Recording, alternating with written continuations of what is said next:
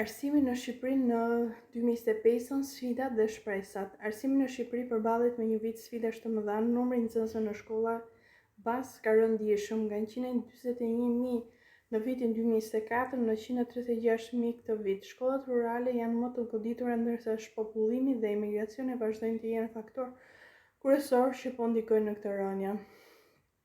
Ndërkohë, arsimi i lartë tregon një tendencë pozitive, me gjithnjë më shumë të rinj që zgjedhin studimet universitare, por financimi i ulët dhe mungesa pajisjeve moderne mbeten sfida të mëdha për cilësinë e mësimdhënies. Megjithatë, teknologjia shfaqet